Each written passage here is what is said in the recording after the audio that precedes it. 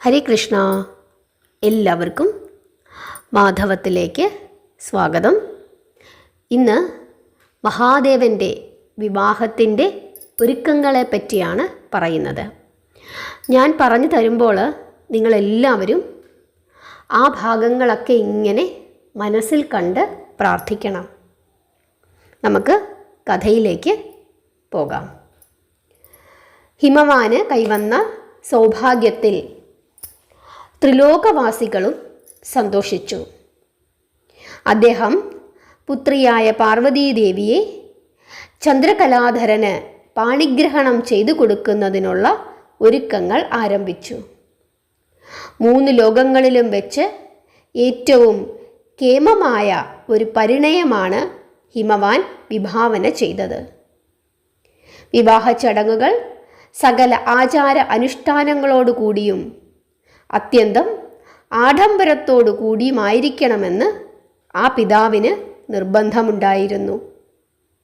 ഹിമശൃംഗങ്ങൾ പരമാവധി മോടി പിടിപ്പിക്കുന്നതിനായി അദ്ദേഹം ദേവശില്പിയെ നിയോഗിച്ചു.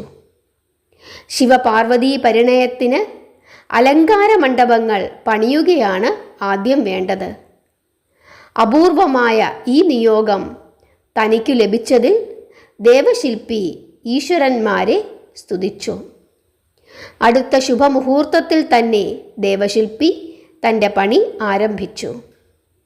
ആകാശത്തോളം വളർന്നു നിന്നിരുന്ന ദേവദാരുക്കളെ പന്തലിന് കാലുകളാക്കി. വളർന്ന് പന്തലിച്ചു നിന്നിരുന്ന മുളങ്കൂട്ടങ്ങളെ പന്തലിൻ്റെ ഉപരിതലത്തിൽ നിരത്തുന്നതിനുള്ള കഴകളാക്കി. ആകാശമേഘങ്ങളെ പന്തൽ മേയുന്നതിനുള്ള ഓലകളാക്കി. ഗിരിശൃംഗങ്ങൾ അലങ്കാര ഗോപുരങ്ങളായും സമതല പ്രദേശങ്ങൾ അതിഥികളെ സ്വീകരിക്കുന്നതിനുള്ള ഭവനങ്ങളായും ആനക്കൊട്ടിലുകളായും കുതിരാലയങ്ങളായും സേവകർക്കുള്ള താമസപ്പുരകളായും ദേവശില്പി സങ്കൽപ്പിച്ചു. ഈ മണിമണ്ഡപങ്ങൾക്ക് തോരണങ്ങൾ തൂക്കാൻ പുഷ്പശരങ്ങളും മയിൽപ്പീലികളും കവരിമാൻ രോമങ്ങളും അദ്ദേഹം സൃഷ്ടിച്ചു.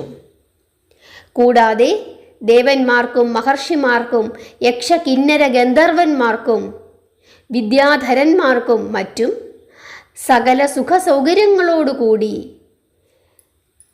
താമസിക്കുന്നതിനുള്ള മണിമന്ദിരങ്ങളും അവയ്ക്കുള്ളിൽ ആവശ്യമായ ശ്രേഷ്ഠപീഠങ്ങളും ദേവശില്പി സ്വന്തം ഭാവനയാൽ പണി കഴിപ്പിച്ചു. 10,000 യോജന ദൂരം വിസ്തീർണമുള്ള ഹിമവാന്റെ കൊട്ടാരം സ്വർണവർണ്ണത്തിൽ പ്രശോഭിതമായി. സഭാമണ്ഡപ മധ്യത്തിൽ കതിർമണ്ഡപം ഉയർന്നു. കനകനിർമ്മിതമായ കതിർമണ്ഡപമായിരുന്നു അത്. ചന്ദനത്തിൻ്റെയും കസ്തൂരിയുടെയും മറ്റു സുഗന്ധ വസ്തുക്കളുടെയും പരിമളത്താൽ വിവാഹ മണ്ഡപശാല അത്യാകർഷകമായിരുന്നു. ബ്രഹ്മാദി ദേവന്മാർക്കിരിക്കുന്നതിന് രത്നസിംഹാസനങ്ങളും അവയിൽ വിരിക്കുന്നതിന് മേഘകാന്തി ചിന്തുന്ന വിവിധ നിറത്തിലുള്ള പട്ടുവസ്ത്രങ്ങളും ദേവശില്പി സ്വന്തം ഭാവനയാൽ നിർമ്മിച്ചു. വിവാഹ മണ്ഡപത്തിലും ഭിത്തികളിലും മനോഹരങ്ങളായ ഹാരങ്ങൾ തൂക്കി. ഗോപുരവാതായനങ്ങളിലാകട്ടെ മഹർഷിവര്യന്മാരുടെയും ദേവന്മാരുടെയും അപ്സരസുന്ദരിമാരുടെയും ജീവൻ തുടിക്കുന്ന ശില്പങ്ങൾ നിർമ്മിച്ചു സ്ഥാപിച്ചു. പറന്നുയരുന്ന പക്ഷികളുടെയും പീലി വിടർത്തിയാടുന്ന മയൂരങ്ങളുടെയും മദയാനകളുടെയും കുതിച്ചു പായുന്ന അശ്വങ്ങളുടെയും ധീരയോദ്ധാക്കളുടെയും അതിമനോഹരങ്ങളായ ശില്പങ്ങൾ മണ്ഡപത്തൂണുകളിലും പ്രവേശന കവാടത്തിലും സ്ഥാപിച്ചു. വിവാഹത്തിൽ പങ്കെടുക്കാൻ എത്തുന്നവരുടെ മനം കുളിർപ്പിക്കുന്ന ഇത്തരം കാഴ്ചകൾ കൊണ്ട് ദേവശില്പി തൻ്റെ വിരുദ് പ്രകടമാക്കി. വേദശാസ്ത്ര വിധിപ്രകാരമാണല്ലോ മഹാദേവന്റെ പരിണയം നടക്കേണ്ടത്. അതിനാവശ്യമായ ഹോമകുണ്ഡവും മഹർഷിമാർക്ക് ചുറ്റുമിരുന്ന് വേദമന്ത്രങ്ങൾ ഉരുവിടുന്നതിനുള്ള ഇരിപ്പടങ്ങളും വിവിധ പാത്രങ്ങളിലായി ഹോമദ്രവ്യങ്ങളും സജ്ജമാക്കി. സൂര്യകാന്തം, ചന്ദ്രകാന്തം, പളുങ്ക്, സ്വർണം, പവിഴം, മുത്ത് മുതലായവ കൊണ്ട് കതിർമണ്ഡപ സ്തൂപങ്ങൾ അലങ്കരിക്കപ്പെട്ടു. ആ പരിസരത്തു തന്നെ കരിങ്കൂവളം, ചെങ്കൂവളം, വെൺതാമര മുതലായ ശ്രേഷ്ഠപുഷ്പങ്ങൾ വികസിച്ചു നിൽക്കുന്ന പൊയ്കകളും കൽപ്പകം, അകില്, വാഴ, കവുങ്ങ്, പ്ലാവ്, മാവ്, മാതളം തുടങ്ങിയ വൃക്ഷങ്ങൾ ഫലമേന്തി നിൽക്കുന്ന വാടികളും സൃഷ്ടിക്കപ്പെട്ടു. ഇപ്രകാരം ശിവപാർവതീ പരിണയത്തിനായി ഹിമാലയ പർവ്വത സാനുവിൽ മണ്ഡപമൊരുക്കിയ ശേഷം ദേവശില്പി ഹിമവാനെ അവിടേക്ക് ക്ഷണിച്ചു. ഹിമവാനാകട്ടെ പുത്രിയുടെയും സർവേശ്വരൻ്റെയും പരിണയത്തിനുള്ള ഒരുക്കങ്ങൾ കണ്ട് സന്തുഷ്ടനായി തീർന്നു. അദ്ദേഹം ദേവശില്പിയെ വാനോളം പുകഴ്ത്തി ശ്രേഷ്ഠമായ സമ്മാനങ്ങളും നൽകി യാത്രയാക്കി. തുടർന്ന് ഹിമവാൻ തൻ്റെ ദൂതന്മാരെ വിളിച്ച് ബ്രഹ്മാവ്, വിഷ്ണു, ഇന്ദ്രൻ മുതലായ ദേവന്മാരെയും മഹർഷിമാരെയും അവരുടെ പത്നിമാരെയും പരിജനങ്ങളെയും തങ്ങളുടെ പ്രിയപുത്രിയുടെ വിവാഹത്തിൽ സംബന്ധിച്ച് അനുഗ്രഹ ആശസ്സുക്കൾ നൽകുന്നതിനായി ക്ഷണിക്കാൻ ഏൽപ്പിച്ചു. തങ്ങളുടെ സ്വാമിയുടെ ആജ്ഞ കേൾക്കേണ്ട താമസം രാജദൂതന്മാർ 8 ദിക്കുകളിലും ചെന്ന് ശിവപാർവതീ പരിണയത്തിൻ്റെ മംഗളവാർത്ത ഉണർത്തിച്ചു. ഈ സമയത്ത് ശ്രീ പരമേശ്വരനും തൻ്റെ മംഗല്യവാർത്ത ബ്രഹ്മാദിദേവന്മാരെ അറിയിക്കുന്നതിനും ഏവരെയും ക്ഷണിക്കുന്നതിനെയും നന്ദികേശനെ നിയോഗിച്ചു. നന്ദികേശൻ തൻ്റെ യജമാന ഭക്തിയുടെ ബലത്താൽ സ്മരണമാത്രയിൽ തന്നെ ഏവരെയും ആ ശുഭവാർത്ത ധരിപ്പിക്കുകയും ചെയ്തു. കാലാഗ്നി, രുദ്രൻ, കൂഷ്മണ്ഡേശ്വരൻ, ഹാടകേശൻ, വീരഭദ്രൻ, മഹാചാത്തനാർ, രുദ്രഗണങ്ങൾ, കുണ്ഠോദരൻ, ഖണ്ഡാകർണൻ, ഭാനുകമ്പൻ, ശംഖുകർണൻ മുതലായ ശിവഗണശ്രേഷ്ഠന്മാരെയും ഓരോരുത്തരുടെയും ആശ്രിതന്മാരായ ശതകോടി ഭൂതഗണങ്ങളും വിഷ്ണുദേവനും ബ്രഹ്മദേവനും ഇന്ദ്രാദിദേവന്മാരും അഷ്ടദിക് പാലകന്മാരും സൂര്യചന്ദ്രാദി ഗ്രഹത്തിൻ്റെ അധിപന്മാരും നക്ഷത്രങ്ങളും സപ്തകന്യകമാരും നന്ദികേശൻ്റെ ക്ഷണമനുസരിച്ച് കൈലാസ ശൃംഗത്തിൽ വന്നു ചേർന്നു. തുടർന്ന് ആഗതരായ എല്ലാവരെയും പ്രതിനിധാനം ചെയ്ത് ബ്രഹ്മദേവൻ ശിവശങ്കരനെ പ്രണമിച്ച് ഇപ്രകാരം അറിയിച്ചു: അല്ലയോ ഗംഗാധര ഭഗവാനെ, അങ്ങയുടെ രൂപവും ഭാവവുമെല്ലാം വിലപിടിച്ച തത്വങ്ങളാണെന്ന് ഞങ്ങൾ മനസ്സിലാക്കിയിട്ടുണ്ട്. കൂടാതെ അങ്ങയുടെ ആടയാഭരണങ്ങളും വേഷവിധാനങ്ങളുമെല്ലാം ലോകത്തിന് നൽകാനുള്ള വിലപിടിച്ച പാഠങ്ങളാണെന്ന് ഞങ്ങൾക്കറിയാം. പാർവതീ പരിണയം നടക്കുന്നതുപോലും കുമാരസംഭവത്തിലൂടെ ലോകത്തിന് ശ്രേഷ്ഠഗതി കൈവരുത്തുന്നതിനാണെന്ന് അല്പജ്ഞാനമുള്ള ഞങ്ങളെല്ലാം അറിയുന്നു. അതിനാൽ തന്നെ സങ്കോചത്തോടു കൂടിയാണ് അങ്ങയുടെ മുമ്പിൽ ഈ ഒരു അപേക്ഷ ഞങ്ങൾ സമർപ്പിക്കുന്നത്. വിവാഹമെന്ന മംഗളകർമ്മത്തിൽ പങ്കെടുക്കാൻ പോകുന്ന അങ്ങ് ധരിച്ചിരിക്കുന്ന പന്നകങ്ങൾ, പന്നിക്കൊമ്പ്, കപാലമാല, ആമത്തോട് മുതലായവയെ വെടിഞ്ഞ് ഒരു നവവരനു വേണ്ടുന്ന ആടയാഭരണങ്ങളും കിരീടവും ധരിക്കാൻ കനിവുണ്ടാകണം. ലോകബോധ്യത്തിനു വേണ്ടിയെങ്കിലും അങ്ങ് ഇപ്രകാരം ഒരു പുതുവേഷം ധരിക്കാൻ തയ്യാറാകണമെന്നാണ് ഞങ്ങളുടെ പ്രാർത്ഥന. തുടർന്ന് ദേവന്മാരും മറ്റുള്ളവരും തങ്ങൾ കൊണ്ടുവന്നിട്ടുള്ള വിശിഷ്ടദ്രവ്യങ്ങളെ മഹാദേവന്റെ മുമ്പിൽ അർപ്പിച്ചു. എന്നാൽ ഭഗവാൻ ഒന്ന് പുഞ്ചിരിക്കുക മാത്രമേ ചെയ്തുള്ളൂ. അതോടെ അത്ഭുതം സംഭവിക്കുകയായി. ഭഗവാൻ ധരിച്ചിരുന്ന പന്നകങ്ങളും കപാലമാലയും ആമത്തോടും പന്നിക്കൊമ്പുമെല്ലാം സൂര്യശോഭയെഴുന്ന രത്നവൈഢൂര്യാദി ആഭരണങ്ങളായി പരിണമിച്ചു. ത്രിപുരദഹനവേളയിൽ ദേവന്മാർ നൽകിയ ആയുധങ്ങളെല്ലാം മാറ്റിവെച്ച് തൻ്റെ കടാക്ഷമൊന്നുകൊണ്ട് മാത്രം ത്രിപുരങ്ങളെയും ദഹിപ്പിച്ച മഹാദേവൻ തൻ്റെ പരിണയവേളയിലും ദേവന്മാർ കൊണ്ടുവന്ന കാഴ്ചദ്രവ്യങ്ങൾ ഉപേക്ഷിച്ച് തൻ്റെ പുഞ്ചിരി ഒന്നുകൊണ്ട് മാത്രം സർവാഭരണ വിഭൂഷിതനായി ചമഞ്ഞിരിക്കുന്നു. അത്ഭുതകരമായ ആ കാഴ്ച കണ്ട് ബ്രഹ്മാദിദേവന്മാർ ഭഗവാന്റെ പ്രഭാവത്തെ പ്രണമിച്ചു നിന്നു. ആ ശുഭമുഹൂർത്തത്തിൽ തന്നെ ഹിമവാനും പരിവാരങ്ങളും കൈലാസഗിരിയിൽ എത്തിച്ചേർന്നു. അവർ ശ്രീ പരമേശ്വരനെ ദർശിച്ച് ഇപ്രകാരം അപേക്ഷിച്ചു: ഗംഗാധരനായ ഭഗവാനെ, അവിടുന്ന് പാർവതീദേവിയെ പരിണയം ചെയ്ത് ലോകക്ഷേമം നടപ്പാക്കാൻ നിശ്ചയിച്ചതിൽ ഞങ്ങൾ സന്തുഷ്ടരാണ്. പരിണയത്തിന് മംഗളമുഹൂർത്തമെന്ന് കണ്ടിരിക്കുന്ന മീനമാസത്തിലെ ഉത്രം നക്ഷത്രം ഇന്നാണ്. അതിനാൽ ഉമാദേവിയെ പാണിഗ്രഹണം ചെയ്യുന്നതിന് ഈ ശുഭദിനത്തിൽ തന്നെ ഹിമാലയത്തിലേക്ക് എഴുന്നള്ളണമെന്ന് അപേക്ഷിക്കുന്നു. പർവ്വതരാജന്റെ വിനയപൂർവമുള്ള അപേക്ഷ കൈക്കൊണ്ട് ശ്രീ പരമേശ്വരൻ പരിവാരസമേതനായി ഹിമാലയത്തിലേക്കുള്ള യാത്രയ്ക്കൊരുങ്ങി.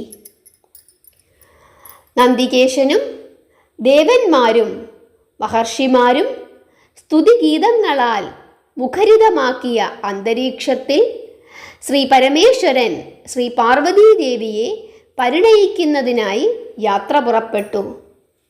സർവാലങ്കാരഭൂഷിതനായി ഭഗവാൻ വിവാഹയാത്രയ്ക്ക് എഴുന്നള്ളിയപ്പോൾ വേദമന്ത്രോച്ചാരണ ധ്വനികളാൽ കൈലാസം പ്രതിധ്വനിച്ചു. ഹരഹര മഹാദേവ എന്ന നാമജപത്താൽ ഋഷികളും ദേവന്മാരും ഭൂതഗണങ്ങളും ഭഗവാനെ എതിരേറ്റു.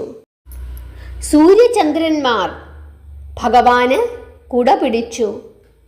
വരുണ ഭഗവാൻ ആലവട്ടമേന്തി, ദേവേന്ദ്രൻ വെൺചാമരം വീശി. സാക്ഷാൽ വിഷ്ണു ഭഗവാനും ബ്രഹ്മദേവനും കൈലാസനാഥൻ്റെ നിഴൽ പോലെ അദ്ദേഹത്തെ അനുഗമിച്ചു. ഭൂതഗണങ്ങളാകട്ടെ ഒരു വിവാഹ ഘോഷയാത്രയ്ക്ക് അനുയോജ്യമാം വിധം വാദ്യങ്ങൾ മുഴക്കുകയും ഗാനങ്ങൾ ആലപിക്കുകയും ചെയ്തു. അന്തരീക്ഷം പ്രസാദാത്മകമായി തീർന്നു. ഒരു പക്ഷേ 3 ലോകങ്ങളും ഇതിനു മുമ്പ് ഈ വിധത്തിലുള്ള ഒരു വിവാഹ ഘോഷയാത്ര കണ്ടിട്ടുണ്ടാവില്ല. അത്രയ്ക്ക് ആഘോഷത്തിമർപ്പും ആഡംബരവും നിറഞ്ഞതായിരുന്നു പാർവതി പരിണയത്തിനു വേണ്ടിയുള്ള ഘോഷയാത്ര. വരനും കൂട്ടരും ദൂരെ നിന്ന് വരുന്നത് കണ്ടപ്പോൾ തന്നെ പർവ്വതരാജൻ അത്യന്തം സന്തുഷ്ടനായി തീർന്നു. ദേവന്മാരും മുനിശ്രേഷ്ഠന്മാരും ഭൂതഗണങ്ങളും ഉൾപ്പെട്ട ആ സംഘത്തെ സർവമംഗള ആചാരവിധി പ്രകാരം തന്നെ ഹിമവാൻ സ്വീകരിച്ച് ആനയിച്ചു. ഹിമവാന്റെ തലസ്ഥാനമാണ് ഔഷധിപ്രസ്ഥം. വിവാഹ ചടങ്ങിൽ പങ്കെടുക്കാൻ എത്തിച്ചേർന്ന പരമേശ്വരനെയും ദേവന്മാരെയും മറ്റു അതിഥികളെയും യഥാവിധി പൂജിച്ച് ഔഷധി പ്രസ്ഥാനത്തിലേക്ക് നയിച്ചു. അവിടെ സന്നിഹിതരായിരുന്ന മഹർഷിവര്യന്മാർ പൂർണ്ണകുംഭങ്ങളോടെ ശ്രീ പരമേശ്വരനെ സ്വീകരിച്ചു. സ്തുതിഗീതങ്ങളും ഭക്തിരസപ്രധാനമായ വാക്കുകളും എങ്ങും മുഴങ്ങി. കൊമ്പും കുഴൽവിളിയും ഉയർന്നു. എങ്ങും നെയ്വിളക്കുകൾ തെളിഞ്ഞു. ഭഗവാനെ ആരതിയൊഴിയാനും ഉപചരിക്കാനും സ്ത്രീരത്നങ്ങൾ മത്സരിച്ചു. കൊട്ടും കുരവയും ആർപ്പുവിളികളും കൊണ്ട് ശിവപാർവതീ പരിണയത്തിനുള്ള അന്തരീക്ഷമൊരുങ്ങി. ഹിമവൽ കൊട്ടാരത്തിൻ്റെ അന്തപുരത്തിൽ ശ്രീ പാർവതീദേവി വിവാഹത്തിനുള്ള ആടയാഭരണങ്ങൾ അണിഞ്ഞൊരുങ്ങി. ഐശ്വര്യത്തിൻ്റെ അതിദേവതയായ ലക്ഷ്മീദേവിയും വിദ്യാദേവതയായ സരസ്വതിയും ഇന്ദ്രപത്നിയായ ഇന്ദ്രാണിയും മറ്റു ദേവിമാരും ശക്തി സ്വരൂപിണിയായ ശ്രീ പാർവതീദേവിയെ അണിയിച്ചൊരുക്കുന്നതിൽ മത്സരിച്ചു. ദേവി ധരിച്ചിരുന്ന വൽക്കലം മുതലായ തപോവസ്ത്രങ്ങൾ മാറ്റി ആ ഇളം മേനിയിൽ സുഗന്ധ പരിമള തൈലം പൂശി പുണ്യതീർത്ഥമായ ഗംഗയിൽ നീരാടിച്ചു.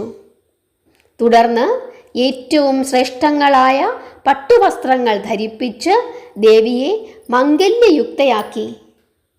ദേവിയുടെ കരിനീലവേണിയിൽ പാരിജാത പൂക്കൾ ചൂടിച്ചു. ആ തെരുനെറ്റിയിൽ ദേവകന്യകമാർ കുങ്കുമപ്പൊട്ടണിയിച്ചു. നീലവിലോചനങ്ങളിൽ മഷിയെഴുതിച്ച് കൂടുതൽ സുന്ദരമാക്കി. കൈകളിൽ അതിമനോഹരമായ കങ്കണങ്ങളും വൈരത്തോടകളും അണിയിച്ച സഖിമാർ പുഷ്യരാഗം കൊണ്ട് നിർമ്മിച്ച നാസിക ആഭരണങ്ങളും ദേവിയെ അണിയിച്ചു. കഴുത്തിലും അരയിലും കാലുകളിലും നവരത്നങ്ങൾ കൊണ്ട് തീർത്ത ആഭരണങ്ങൾ സ്ഥാനം പിടിച്ചു. ദീർഘകാലത്തെ തപസ്സുകൊണ്ട് കൃശമായി തീർന്ന ആ പർവ്വതപുത്രിയുടെ ഗാത്രം ഇപ്പോൾ സർവാലങ്കാരമായി പരിലസിച്ചു. വിവാഹമുഹൂർത്തമടുത്തു. പുതുമണവാളനായ കൈലാസനാഥൻ വിവാഹമണ്ഡപത്തിലേക്ക് വരവായി. മഹാവിഷ്ണു, ബ്രഹ്മദേവൻ, ദേവേന്ദ്രൻ, മറ്റു പരിവാരങ്ങൾ എന്നിവരോടൊപ്പം അദ്ദേഹം നടകൊണ്ടു. അതേസമയം തൻ്റെ പുത്രിയുടെ പ്രതിശ്രുത വരനെ ഒരു നോക്കു കാണാൻ പർവ്വത രാജപത്നിയുടെ ഹൃദയത്തിൽ അദമ്യമായ മോഹമുദിച്ചു. ആഗ്രഹത്തിൻ്റെ പൂർത്തിക്കായി രാജ്ഞി മണിമാളികയുടെ മുകളിൽ നിലയുറപ്പിച്ചു. അപ്പോൾ നാരദ മഹർഷിയും അവിടെ എത്തിച്ചേർന്നു. മേനാദേവി മഹർഷിയെ വന്ദിച്ചുകൊണ്ട് വിവാഹ ഘോഷയാത്രയെ സാഗൂതം വീക്ഷിച്ചു. ഒപ്പം തൻ്റെ സംശയങ്ങൾ നാരദരോട് ചോദിക്കാനും തുടങ്ങി. പരിഹസിക്കാനും കളിയാക്കാനും കിട്ടുന്ന അവസരങ്ങളൊന്നും വെറുതെ കളയുന്ന ആളല്ലല്ലോ നാരദർ. അദ്ദേഹം തികച്ചും കളിയാക്കുന്ന മട്ടിൽ തന്നെ മേനാദേവിയുടെ ചോദ്യങ്ങൾക്ക് ഉത്തരം നൽകാനും തുടങ്ങി. ഭൂതഗണങ്ങളുടെ മധ്യത്തിൽ നടന്നു വരുന്ന വെളുത്തു സുന്ദരനായ ഒരു യുവാവിനെ ചൂണ്ടിക്കാട്ടി അദ്ദേഹമല്ലേ ശ്രീ പരമേശ്വരൻ എന്ന് ചോദിച്ച രാജ്ഞിയുടെ അജ്ഞതയെ നാരദൻ പരിഹസിച്ചു. കൊള്ളാം, കള്ളിച്ചെടിയെ കാണിച്ച് അത് കൽപ്പകവൃക്ഷമല്ലേ എന്ന് ചോദിക്കുന്നത് പോലെ ആയിരിക്കുന്നു ഭവതിയുടെ ചോദ്യം. നാരദർ ഇപ്രകാരം മറുപടി പറഞ്ഞു. അപ്പോൾ അതിനു പിന്നിലായി വരുന്ന മറ്റൊരു കൂട്ടരെ ചൂണ്ടിക്കാട്ടി സംഘനേതാവാണോ സാക്ഷാൽ ശ്രീ പരമേശ്വരൻ എന്നായി മേനാദേവിയുടെ ചോദ്യം. അതിന് ഇരിക്കിൻപാൽ കാമദേവനു നൽകുന്ന ദേവാമൃതമാകുമോ എന്നായിരുന്നു നാരദരുടെ മറുചോദ്യം. അതും ഇന്ദുചൂടനല്ല എന്നാണ് പരിഹാസത്തിൽ മഹർഷി വ്യക്തമാക്കിയത്. ഇപ്രകാരം മേനാദേവിയെ പലവരും പരിഹസിച്ച ശേഷം നാരദർ അകലെ നിന്നും നടന്നു വരുന്ന സാക്ഷാൽ ശ്രീ പരമേശ്വരനെ ദർശിച്ചു. തേജസ്വരൂപനായ ശങ്കരദേവൻ പരിവാര സമേതനായി നടന്നെടുക്കുന്ന കാഴ്ച നാരദരെയും ഹിമവൽ പത്നിയെയും ഒന്നുപോലെ പുളകം കൊള്ളിച്ചു. സാക്ഷാൽ കൈലാസനാഥൻ്റെ ദിവ്യദർശനം മേനാദേവിയെ കൃതാർത്ഥയാക്കി. ഇതുവരെ ഉണ്ടായിരുന്ന സംശയങ്ങളെല്ലാം അകന്ന് അവർ ഭഗവത് ദർശനത്തിൻ്റെ നിർവൃതി നുകർന്നു. സത്യത്തെ ദർശിക്കുന്ന മാത്രയിൽ എല്ലാ സംശയങ്ങളും അകലുമെന്നുള്ളത് പ്രപഞ്ച നിയമം. സത്യത്തിന് സാക്ഷ്യങ്ങളോ ബോധ്യപ്പെടുത്തലുകളോ ആവശ്യമില്ല. സത്യശിവ സൗന്ദര്യങ്ങളുടെ മൂർത്തീഭാവമായ ഭഗവാനെ കണ്ട മാത്രയിൽ മേനാദേവിയുടെ അകം കുളിർത്തു. അത് ശ്രീശങ്കരൻ തന്നെയാണെന്ന് അവർക്ക് ബോധ്യപ്പെട്ടു. ആ വിവാഹ ഘോഷയാത്ര അടുത്തു വന്നു. തൻ്റെ ഋഷഭവാഹനത്തിൽ നിന്ന് മഹാദേവനും അവരവരുടെ വാഹനങ്ങളിൽ നിന്ന് മറ്റു ദേവന്മാരും താഴെ ഇറങ്ങി. മേനാദേവി തുളുമ്പുന്ന പാൽക്കുടവുമായി ചെന്ന് ഭഗവാന്റെ പാദങ്ങളിൽ അഭിഷേകം ചെയ്തു. താൻ ധരിച്ചിരിക്കുന്ന പട്ടുവസ്ത്രത്തിൻ്റെ അഗ്രഭാഗം കൊണ്ടുതന്നെ അവയെ തുടച്ച് ശുദ്ധമാക്കി. ആ സമയം ശ്രീ പരമേശ്വരന് ധരിക്കുന്നതിന് നന്ദികേശൻ തങ്കപ്പാദുകങ്ങളുമായി അവിടെ എത്തി.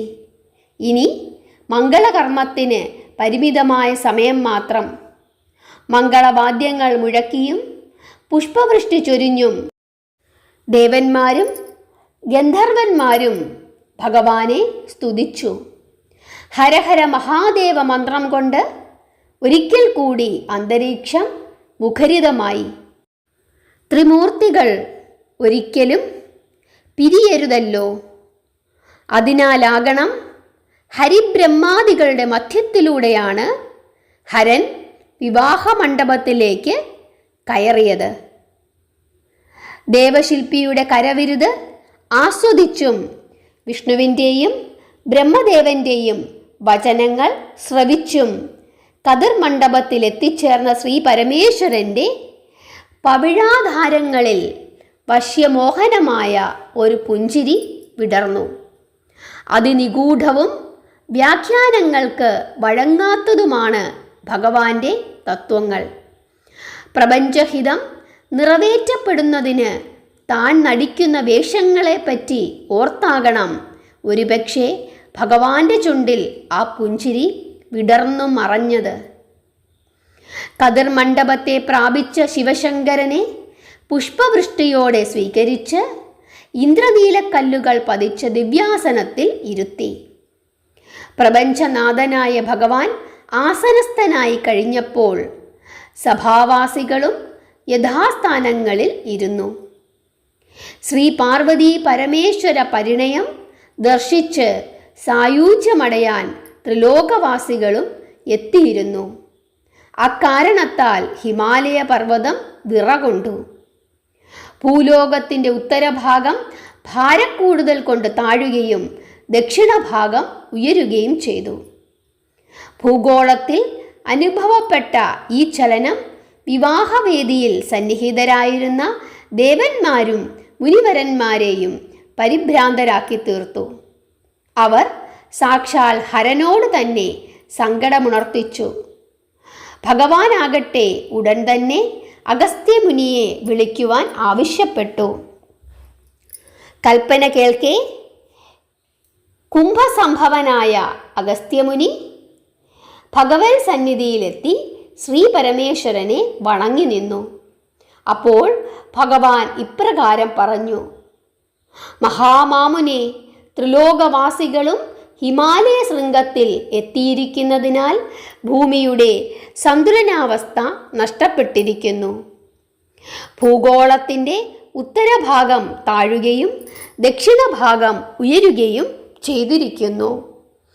ഈ സ്ഥിതി തുടർന്നാൽ സ്വർഗലോകം താഴുവാനും മഹാമേരുപർവ്വതം തുലനാവസ്ഥ നഷ്ടപ്പെട്ട് ചരിഞ്ഞു വീഴുന്നതിനുമുള്ള സാധ്യത കാണുന്നു.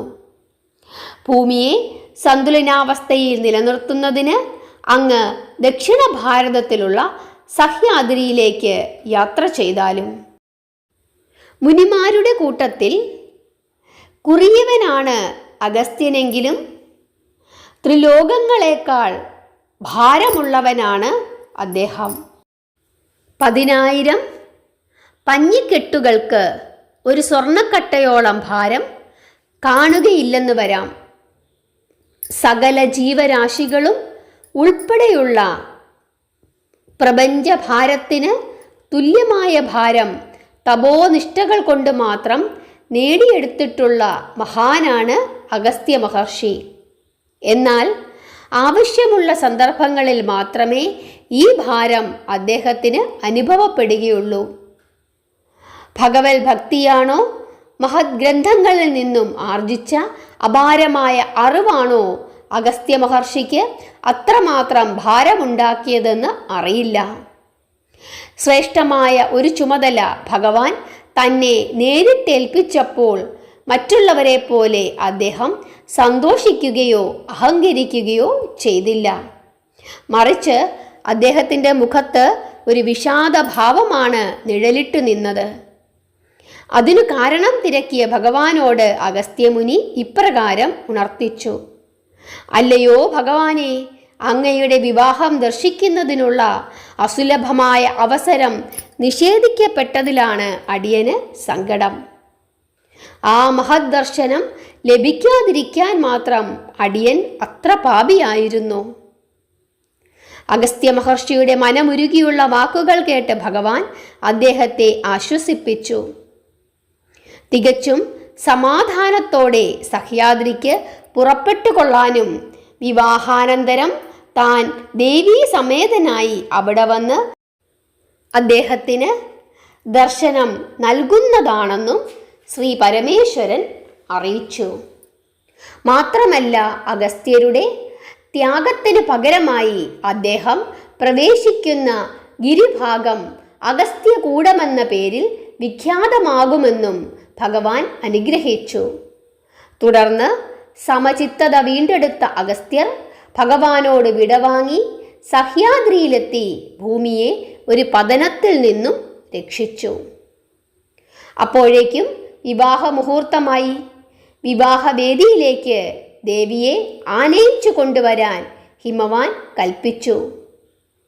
ജയദുർഗാദേവിയാണ് ഉമയുടെ കരം പിടിച്ച് വേദിയിലേക്ക് കൂട്ടിക്കൊണ്ടുവന്നത്.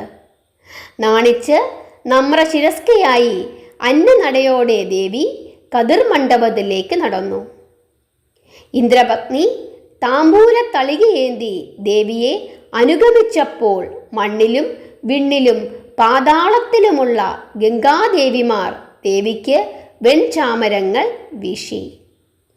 ഭദ്രകാളിയും ചോരക്കാളിയും കൊടുംകാളിയും പാർവതീദേവിക്ക് മുത്തുക്കുടകൾ പിടിച്ചു. ഐശ്വര്യദേവതയായ ലക്ഷ്മീദേവി നവവധുവിനെ ആശ്ലേഷിച്ച് അനുഗ്രഹിച്ചു. വിദ്യാദേവിയായ സരസ്വതി സ്തുതിഗീതങ്ങളാൽ ആ അന്തരീക്ഷത്തിന് മാറ്റുകൂട്ടി. അങ്ങനെ സർവമംഗളങ്ങളും തെളിഞ്ഞ ആ ധന്യമുഹൂർത്തത്തിൽ ദേവി കതിർ മണ്ഡപത്തിൽ വലതുകാൽ വെച്ച് പ്രവേശിച്ചു. കരുണാമയനായ ശ്രീ പരമേശ്വരൻ ഉമാദേവിയെ വീക്ഷിച്ചു. ആ മുഖത്തെ പുഞ്ചിരിയും തൃക്കൺ കടാക്ഷവും ദേവിയെ തൻ്റെ വാമഭാഗത്തേക്ക് ക്ഷണിക്കുന്നതായി തോന്നിച്ചു. വിവാഹ ചടങ്ങുകൾ ആരംഭിച്ചു. വരൻ്റെയും വധുവിൻ്റെയും കരചരണങ്ങൾ ഗംഗാജലം കൊണ്ട് കഴുകി ശുദ്ധി വരുത്തിയത് മേനാദേവിയായിരുന്നു. തുടർന്ന് ഹിമവാൻ അർഘ്യപാദ്യ ചന്ദനാദികൾ കൊണ്ട് പാദങ്ങൾ പൂജിച്ച് പാർവതീദേവിയുടെ കൈപിടിച്ച് ശ്രീ പരമേശ്വരൻ്റെ കൈകളിൽ സമർപ്പിച്ചു. ഒപ്പം സന്തോഷം കൊണ്ടോ സന്താപം കൊണ്ടോ ഇടറുന്ന കണ്ഠത്തോടെ തൻ്റെ പുത്രിയെ ശിവശങ്കരന് ദാനം ചെയ്തിരിക്കുന്നുവെന്ന് പ്രഖ്യാപിച്ചു. ആ മംഗളമുഹൂർത്തത്തിൽ ഗന്ധർവന്മാരും സിദ്ധന്മാരും നാരദ മഹർഷിയും വീണയും തമ്പുരുവും തുടങ്ങിയ വാദ്യങ്ങൾ വായിച്ചു.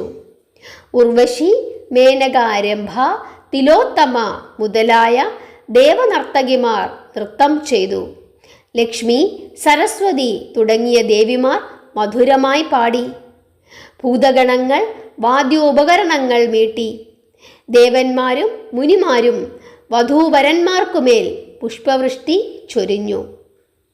സ്വർണപാത്രത്തിൽ ഹിമവാൻ നിറച്ചു കൊണ്ടുവന്ന പശുവിൻപാൽ, തേൻ, നെയ്യ്, മാമ്പഴം, കദളിപ്പഴം തുടങ്ങിയവ ശിവശങ്കരൻ വിരൽ കൊണ്ട് സ്പർശിച്ച മാത്രയിൽ തന്നെ ത്രിമധുരമായി തീർന്നു. ഹിമവാൻ ഭയഭക്തി ബഹുമാനങ്ങളോടെ പുഷ്പവും ചന്ദനവും പനിനീരും കൊണ്ട് ആ ത്രിമധുരത്തെ ഭഗവാനു തന്നെ നൈവേദ്യമായി അർപ്പിച്ചു. ആ സമയമത്രയും തൊഴുകൈകളോടെ തൻ്റെ പാർശ്വത്തിൽ നിലയുറപ്പിച്ചിരുന്ന ബ്രഹ്മദേവനെ ചോദ്യഭാവത്തിൽ ഭഗവാൻ ഒന്നു നോക്കി. അപ്പോൾ ബ്രഹ്മദേവൻ ഇപ്രകാരം പറഞ്ഞു: ഹേ മഹേശ്വര, മനുഷ്യരും ദേവന്മാരും വിവാഹവിധി ശരിയായി മനസ്സിലാക്കേണ്ടതായിട്ടുണ്ട്. സർവേശ്വരിയായ ശ്രീ പാർവതീദേവിയെ വിധിപ്രകാരം അവിടുത്തേക്ക് വിവാഹം ചെയ്തു തരാൻ അനുവാദം തരണം. സകല ലോകങ്ങൾക്കും അതൊരു മാതൃകയായി ഭവിക്കണം. ബ്രഹ്മദേവന്റെ അപേക്ഷ ഇന്ദുചൂടൻ സഹർഷം സ്വീകരിച്ചു. തുടർന്ന് വ്യാഴഭഗവാനും ശുക്രാചാര്യരും ശാസ്ത്രയുക്തമായി വിവാഹ ചടങ്ങുകൾ നടത്തി തുടങ്ങി. ബ്രഹ്മദേവൻ പൗരോഹിത്യം ഏറ്റെടുത്തു. ശാസ്ത്രവിധി പ്രകാരം തന്നെ ശിവപാർവതീ പരിണയം അവിടെ അരങ്ങേറി. പ്രപഞ്ചനാഥനായ ശിവഭഗവാൻ പരാശക്തിയായ ശ്രീ പാർവതീദേവിയെ പാണിഗ്രഹണം ചെയ്തു. ആഘോഷത്തിമർപ്പും ആഡംബരവും ആൾബലവും കൊണ്ട് അനുപമമായ ഒരു ചടങ്ങായി തീർന്നു ഈ മംഗല്യം. ദേവന്മാർ പുഷ്പവൃഷ്ടി ചൊരിഞ്ഞപ്പോൾ വധൂപിതാവായ ഹിമവാൻ സ്വർണ്ണ നാണയങ്ങൾ കൊണ്ട് വധൂവരന്മാരെ അഭിഷേകം ചെയ്തു. എങ്ങും ആഹ്ലാദം തുളുമ്പി നിന്ന ആ സമയത്ത് പതിയെ പിരിഞ്ഞ് ദുഃഖാകുലയായിരുന്ന രതീദേവി ശ്രീ പരമേശ്വര പാദങ്ങളിൽ അഭയം പ്രാപിച്ചു. തനിക്ക് മാംഗല്യഭാഗ്യം നൽകി അനുഗ്രഹിക്കണമെന്ന് ദേവി ഭഗവാനോട് അപേക്ഷിച്ചു. സന്തുഷ്ടചിത്തനായി പാർവതീദേവിയുമൊത്ത് കതിർ മണ്ഡപത്തിൽ ഇരുന്ന് അരുളിയിരുന്ന ശിവഭഗവാൻ അപ്രകാരമാകട്ടെ എന്ന് അനുഗ്രഹിച്ചു. മുമ്പ് ശിവകോപത്തിന് ഇരയായി വെന്തു വെണ്ണീറായി തീർന്നിരുന്ന മന്മഥൻ വീണ്ടും അവിടെ ഉയർന്നു വന്നു. കാമൻ രതിയുടെ ദൃഷ്ടിയിൽ പ്രത്യക്ഷനായും മറ്റുള്ളവർക്ക് അനങ്കനായും അപ്രത്യക്ഷമായും ഭവിക്കുമെന്ന് ഭഗവാൻ അരുളി ചെയ്തു. പുനർജന്മം നേടിയ കാമനും ഭർത്താവിനെ വീണ്ടുകിട്ടിയ രതീദേവിയും ഭഗവത്പാദങ്ങളിൽ സാഷ്ടാംഗ പ്രണാമം ചെയ്ത ശേഷം തങ്ങളുടെ വാസസ്ഥലത്തേക്ക് മടങ്ങിപ്പോയി. വിഷ്ണുവും ബ്രഹ്മദേവനും മറ്റു ദേവന്മാരും മഹർഷിമാരും ശിവഭഗവാനെ തൊഴുത് പ്രാർത്ഥിച്ച് വിടവാങ്ങി. ഈശ്വരാനുഗ്രഹം കൊണ്ടാണ് സുരലോകവാസികൾക്ക് സുഖവും സമാധാനവും ലഭിക്കുന്നത്. എന്നാൽ സുഖലോലുപതയിൽ മുഴുകി തങ്ങൾക്ക് എല്ലാ നന്മകളും പ്രദാനം ചെയ്യുന്ന ഭഗവാനെ തന്നെ പലപ്പോഴും അവർ മറക്കുന്നു. നന്ദികേട്, അഹങ്കാരം തുടങ്ങിയ ദുർഗുണങ്ങൾക്ക് അടിമപ്പെട്ട് അസുരഭാവം ആർജിക്കുന്നു. അപ്പോൾ ദേവന്മാർ വീണ്ടും ഈശ്വരാനുഗ്രഹത്തിനായി ഭഗവാനെ പ്രാർത്ഥിക്കുന്നു. മനുഷ്യരുടെ കഥയും മറിച്ചല്ല. ഭാഗ്യവും സമ്പത്തുമെല്ലാം ഈശ്വരദത്തമാണെന്ന് ഓർക്കാതെ അഹങ്കരിക്കുന്ന മനുഷ്യർ ഈശ്വരശിക്ഷ ഏറ്റുവാങ്ങുന്നു. ആൾനഷ്ടവും ധനനഷ്ടവും രോഗങ്ങളും ദുരിതങ്ങളും അവനെ ഈശ്വര ചിന്തയിലേക്ക് മടക്കിക്കൊണ്ടുവരുന്നു. മായാബദ്ധമായ ഈ പ്രപഞ്ചത്തിൽ ഇത്തരം നാടകങ്ങൾ എക്കാലത്തും അരങ്ങേറിക്കൊണ്ടേയിരിക്കുന്നു. ഈ മായാനാടകത്തിൻ്റെ തുടർച്ച ഉറപ്പുവരുത്താനാകണം തൻ്റെ കോപാഗ്നിയിൽപ്പെട്ട് ഭസ്മമായി തീർന്നിരുന്ന മന്മഥന് ഭഗവാൻ തന്നെ പുനർജന്മം നൽകിയത്. വിവാഹ ചടങ്ങുകൾ അവസാനിച്ചപ്പോൾ ശ്രീ പരമേശ്വരൻ പത്നി സമേതനായി ഋഷഭവാഹനത്തിൽ ആദ്യം പുറപ്പെട്ടത് സഹ്യാദ്രിയിലേക്കാണ്.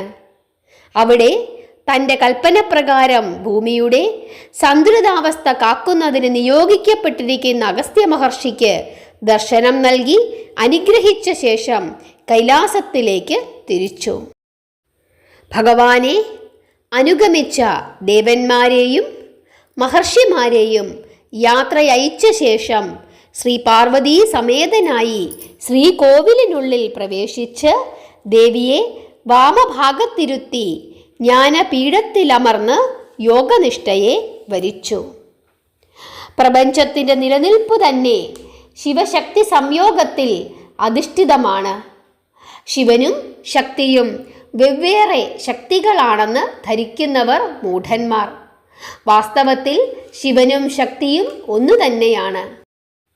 ശക്തി പ്രത്യക്ഷവും ശിവം അതിൽ അന്തർലീനവുമാണ്. ഇവ രണ്ടും ചേർന്ന സ്വരൂപഭാവമാണ് ശരീരം. ശിവശക്തികളില്ലാതെ ശരീരവും ചലനവും സാധ്യമല്ല. മായാബന്ധമായ ലോകത്തിന് അതിൻ്റെ പരിമിതികളോടുകൂടി തന്നെ ജ്ഞാനം പകർന്നു നൽകുന്ന നാടകം മാത്രമാണ് ശിവപാർവതി പരിണയവും അതിൻ്റെ അനന്തര കഥകളും.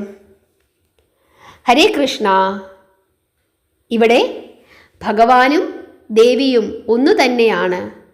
ഇതുപോലുള്ള ഒരു വിവാഹ ചടങ്ങൊന്നും ശരിക്കും അവർക്ക് ആവശ്യമില്ല. പക്ഷേ ഇതെല്ലാം ലോകത്തിന് ബോധ്യപ്പെടുത്തുന്നതിന് വേണ്ടി ഭഗവാൻ ആടിയ ലീലകൾ മാത്രമാണ്. എല്ലാവർക്കും ഭഗവാന്റെ വിവാഹവിശേഷം ഇഷ്ടപ്പെട്ടു എന്ന് വിചാരിക്കുന്നു. നിങ്ങൾ ഈ കഥ കേൾക്കുമ്പോൾ അവിടെ നടന്ന കാര്യങ്ങളൊക്കെ നമ്മുടെ ഭാവനയിൽ നമ്മൾ നമ്മുടെ മനസ്സിൽ ചിന്തിക്കണം.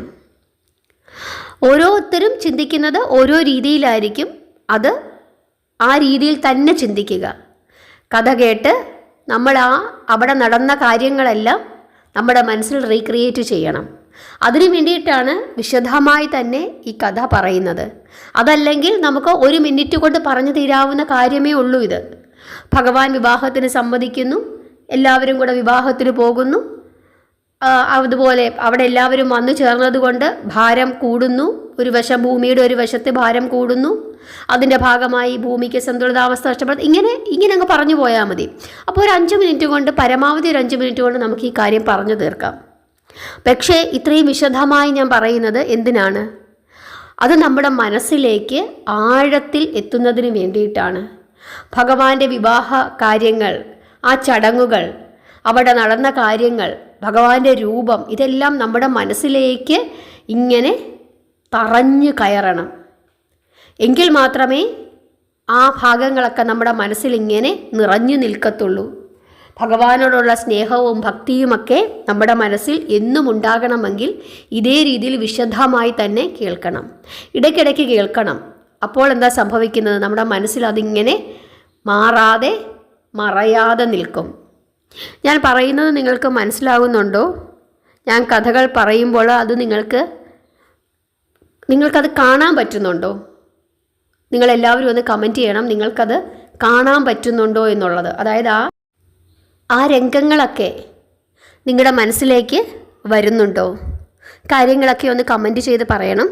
കഥ ഇഷ്ടപ്പെട്ടെങ്കിൽ ഇഷ്ടപ്പെട്ടെന്ന് പറയണം. നിങ്ങളുടെ പ്രിയപ്പെട്ടവർക്കായി ഇഷ്ടപ്പെട്ടെങ്കിൽ ഈ കഥ ഷെയർ ചെയ്ത് കൊടുക്കുകയും ലൈക്ക് ചെയ്യുകയൊക്കെ ചെയ്യണം. അങ്ങനെ ഭഗവാന്റെ വിവാഹം കഴിഞ്ഞു. ഇനി എന്താണ്? കുമാരൻ്റെ ജനനം. അത് നമുക്ക് ഇതുപോലെ പറയാം.